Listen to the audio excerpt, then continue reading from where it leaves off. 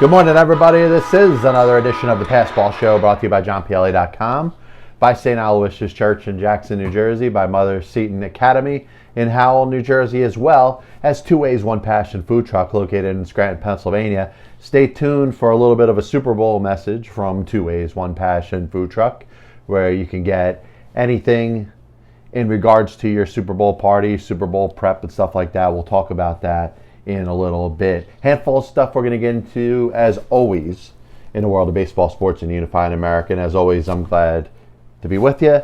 Thank you for the patience in regards to the renovations that are going on in the PBS studios. Really, within the next couple weeks, we're gonna see a major improvement.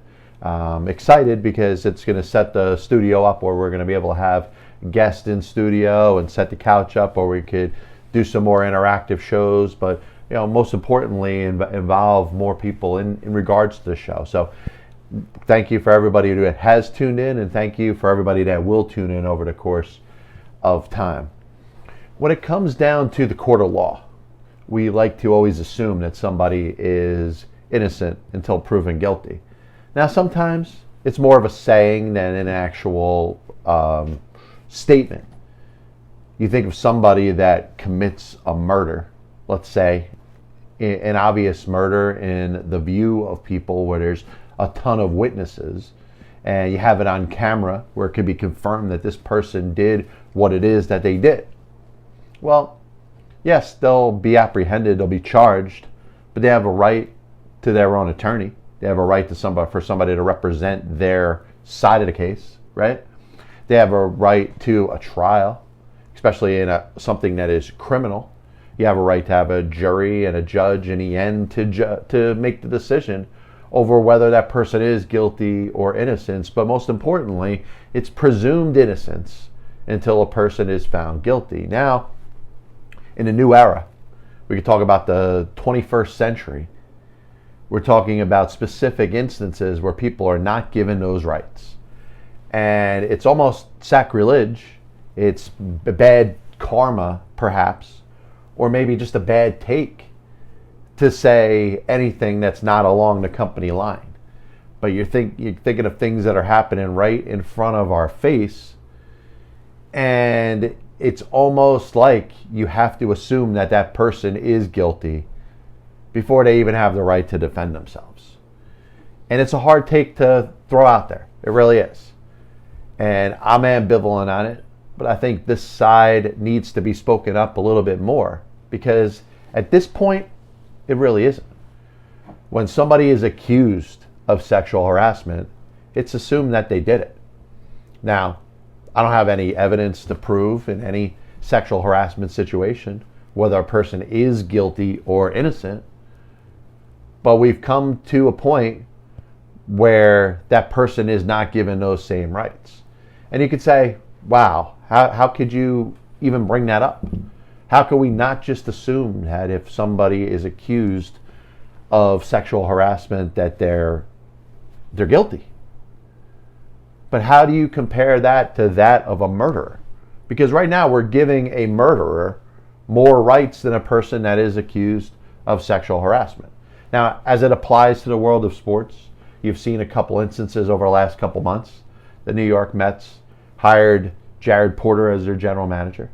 And there was a story that came out about a harassment of a female reporter that was released by ESPN. Jared Porter confirmed that the story was true, and he ended up losing his job. Now, that's easier to determine where the right or wrong is. There's no defending that. What Jared Porter did was wrong. What he did was not tolerated, should not have been tolerated, and the fact that he ended up losing his job was the right course of action. And it all stems from the fact that he admitted he did what he did. Now, once again, if somebody's accused of murder, they could have very well done it, but they still have the right to say that they're not guilty in regards to their plea, that they're innocent until proven guilty. Now you look at potentially disgraced former New York Mets manager Mickey Callaway, who is now the pitching coach for the Los Angeles Angels of Anaheim. You hear the reports, the stories, what a couple women have claimed that he has done in his past versus the pitching coach of the Cleveland Indians, then as the manager of the New York Mets, and most recently as the pitching coach for the Los Angeles Angels. Now, the accusations are horrendous. They paint the picture of Mickey Callaway being a bad guy. And you know what? He may very well be. He hasn't admitted to them. He has said that these reports are not true. He'll address any of these accusations individually, but has not admitted to any wrongdoing. Now, does that mean that he didn't do any wrong? Generally, when there's smoke, there's fire. There's something behind it. The odds are, conventional wisdom would say that Mickey Callaway did something wrong here. Has he engaged in this type of behavior for a long time? Maybe, maybe not. But the court of public opinion is going to continue to drill the narrative that this man did what he did because people say he did what he did. The difference between him and Jared Porter is Jared Porter admitted that what was reported was true. And that puts him in a complete different category. Now, in the end, would Mickey Callaway end up being in the same position? Probably, possibly, maybe. But in the meantime, he should have the same rights that anybody else that is given any sort of accusations has. Innocent until proven guilty. We look at it differently. We say guilty until proven innocent, and as it applies to a couple things. We look at sexual harassment and we say that sexual harassment should not be tolerated, and it shouldn't. A claim of sexual harassment becomes instant guilt. Are we going the wrong way in society by assuming that? Because it goes against everything that we have stood for hundreds of years. Now, you may say the treatment of women has not been within respect. And I could buy that. Women need to be treated better. We look at women, especially in the world of sports, and they have a much tougher path to get, whether it's the world of reporting, whether it's broadcasting, whether it's working for a professional sports team. They have additional obstacles that the average male does not have to hurdle or does not have to go through. That being said, in a case of sexual harassment, it doesn't mean that that person should be assumed 100% guilty. Now, you may disagree with that, and I'm not bothered by it. I'm not ready to get in perhaps a yell out, drag out, screaming match with you. But the problem is any other form, when we talk about crime or we talk about misconduct, what do? We give the person the respect and we say that they're innocent until they're proven guilty in a court of law. The problem is social media has set things up to be completely different. Social media has allowed for the court of public opinion to become an actual set of laws. And I don't know if we've gone too far with it.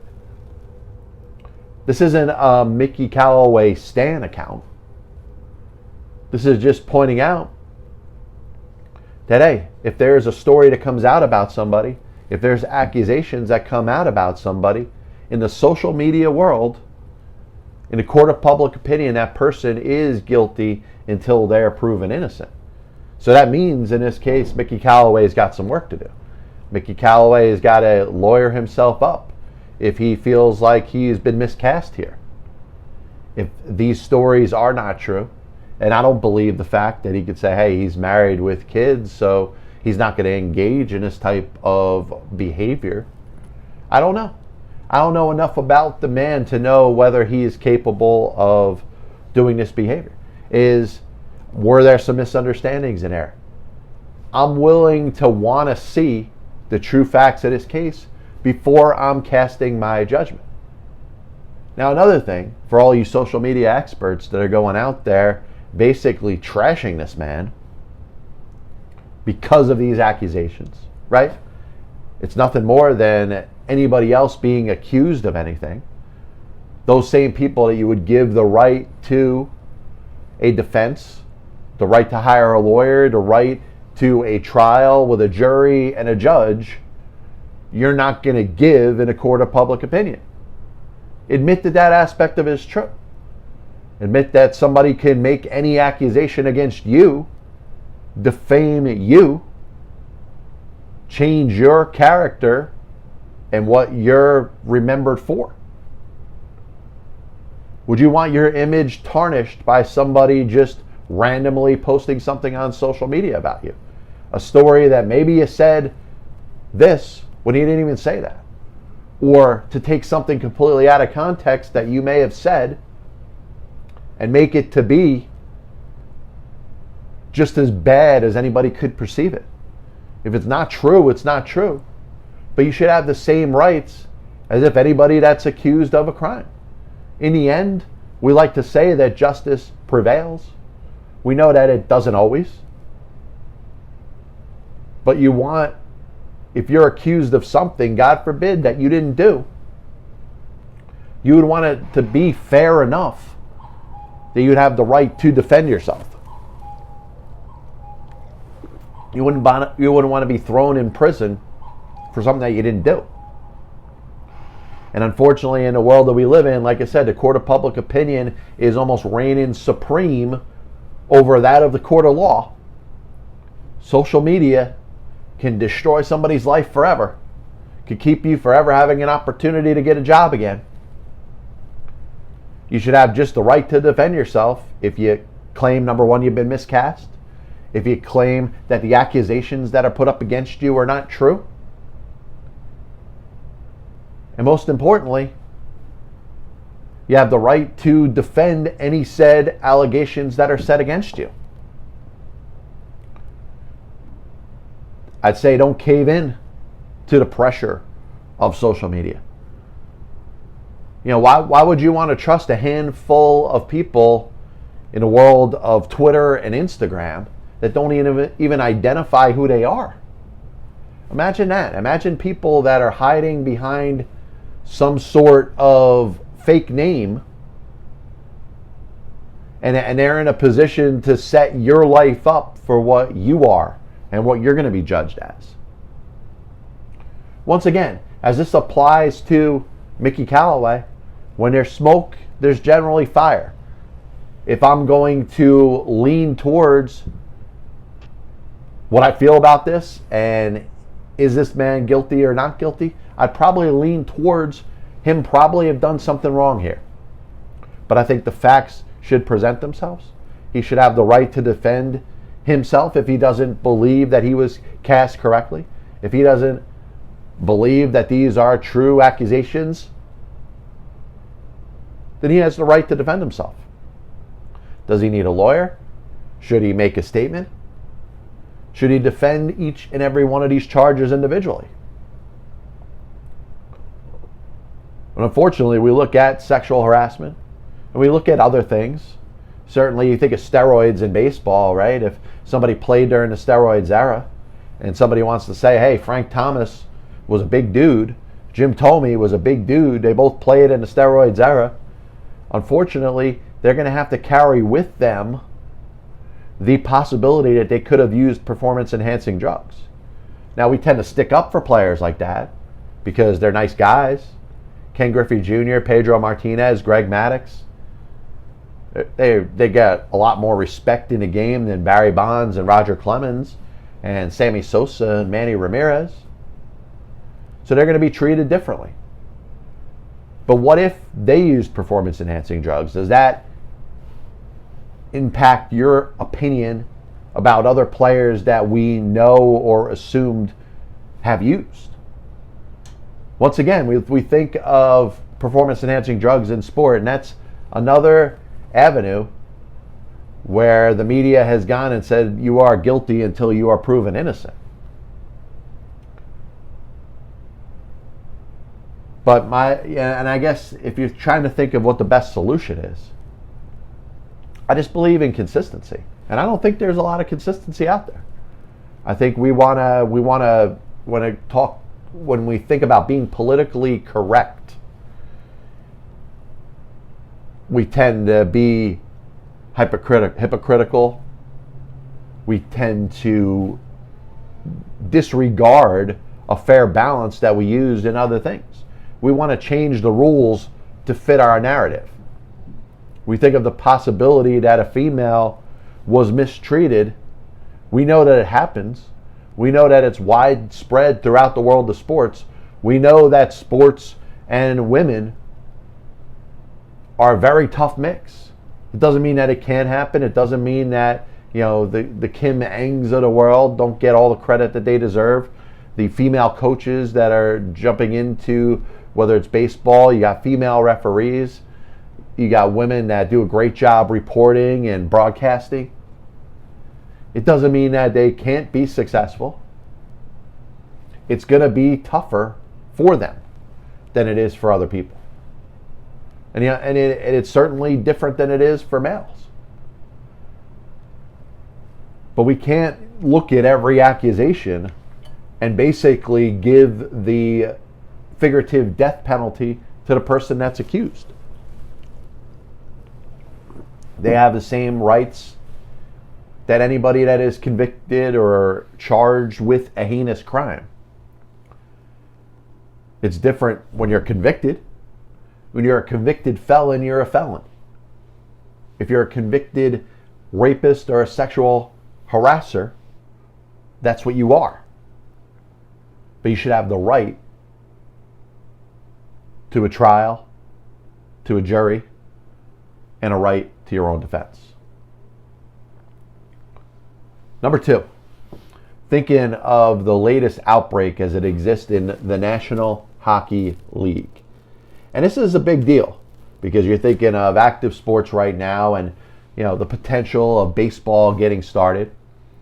At this point, it looks like baseball is going to start on time. Spring training in a couple weeks. The season looks like it's going to start when it starts. All different things that we are looking forward to as fans, but we do have some pause when it comes to the possibility of further coronavirus outbreaks. So as you're following the National Hockey League and the NBA right now, we've seen many NBA games be postponed. The National Hockey League is now, you're talking about 3 teams that are not playing indefinitely because of outbreaks within their teams. And we tend to go back to the same thing. We're thinking about football games during the season, whether it was the Ravens, whether it was the Titans. Teams that particularly had problems with the virus kind of running rampant through the organization. In baseball, you think of the Marlins having almost their entire roster depleted with the coronavirus. So while this is happening, while this was going on, the general public goes out there and tries to point fingers. Other teams, other players on other teams are pointing fingers. And how do we look at the outbreak of this virus? We want to say that it started from somebody. Well, somewhere along the lines, it started with a person. Whether it was in China or some other country, made its way this way, and somebody gets it, odds are it gets spread to many people. There's been many examples of this virus. One person has it, all of a sudden 50 people, 100 people have it. And we tend to want to blame that individual that ended up with it in the first place. But odds are that person got it from somewhere else. Sometimes it's just a situation of being in the wrong place at the wrong time. We want to cast blame out there. Blame is something that we look at as almost making ourselves feel better. If you throw blame one way, this way you don't have to take any responsibility. Stop blaming teams in sports for carrying the coronavirus. If one person got it from someplace, we want to assume that they got it from someplace that they shouldn't have been. It could be a matter of Rudy Gobert touching a microphone and there was a spread of the virus. That microphone could have contained it. It could have come from somebody that had some sort of connection with that microphone. As we're almost about a year to the day, we're about maybe 11 months to the day, when that happened and the NBA season ends up getting canceled. The same thing with the NHL and all of sports for a series of months. Stop blaming teams. It's not the New Jersey Devils' fault. It's not the Buffalo Sabres' fault. It's not the Minnesota Wild's fault. It wasn't the Utah Jazz's fault, 11 months ago.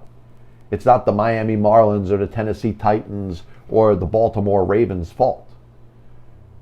And the only way that I could compare it to what you could be going through is if this virus hasn't impacted you yet. Let's say you end up with it. Let's say you are asymptomatic and you pass it on to your family members and your coworkers. Are you really at fault because you happen to have the virus? You probably decide to chalk it up to some bad luck. Same thing is happening in the world of sports. And the only difference between the world of sports and your real life is the fact that people's names, namesakes, faces, they're all put out there. And yours are kind of kept quiet. If you're planning for a Super Bowl party, you should reach out to 2 Ways, 1 Passion Food Truck. The number is 570-800-8115. Several different possibilities. You could contact them in regards to specific prices, but they have individual packages. You could get 10 empanadas. You could get some guacamole and chips, a mega nacho party combo, guac and chips, 20 empanadas if you want. Taco feast, quesadillas, all types of great Mexican food. Karen and Jenny work very hard. They prepare food with the best ingredients, freshest ingredients. Once again, you can call 570-800-8115. Plan your Super Bowl party at 2 Ways, 1 Passion Food Truck. This is the Pass Ball Show, brought to you by JohnPielli.com. Always glad to be with you. Thinking about guilt until proven guilt. Because the unfortunate thing now is you could come up with a story if you want to defame anybody.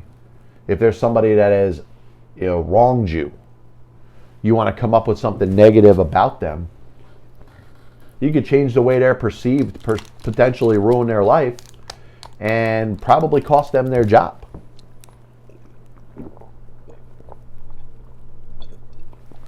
How many people are thinking about that? How many people are thinking about some of their mortal enemies? You want to get somebody, accuse them of sexual harassment, because the general public is going to back you 100%. And I got to be honest, this is something that it's hard to talk about, because this is an angle of this specific instance that very few people want to hear. People don't want to hear somebody talking about sexual harassment and not 100% unequivocally backing any woman that makes a claim of sexual harassment. Because once you do that, it's assumed the exact opposite. That you are condoning it. You're saying that it's okay. You're not showing any compassion towards somebody that has to deal with such behavior. And none of that is true. Everybody should be given the same rights. If somebody is accused of rape, it may be more heinous. They may not make it very far in regards to the court of public opinion. But once that person is charged, they have a right to representation. They have a right to a trial with a judge and a jury. Seems like if your name is out there, you don't have those same rights. And, you could, if you want to throw this at me, am I rooting for Mickey Callaway? No. I'm rooting for whatever happened be brought out into the light. If he sent lewd photos, I hope that's something that he gets held accountable for doing. But if he didn't do it, he should be able to hold on to his job. You don't fire people for accusations. You fire people that have done things that would be considered misconduct. Because you're accused of it doesn't mean you're guilty of it. That's all. Speaking about sports teams and the coronavirus, there's a lot of discussion about teams that end up having outbreaks.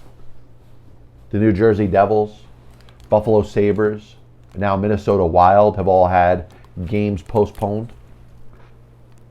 The Devils have as many as 17 players that have tested positive. So the court of public opinion will say that the New Jersey Devils are having, extended parties with 50 to 100 people and are not wearing masks. But what if it's a freak occurrence?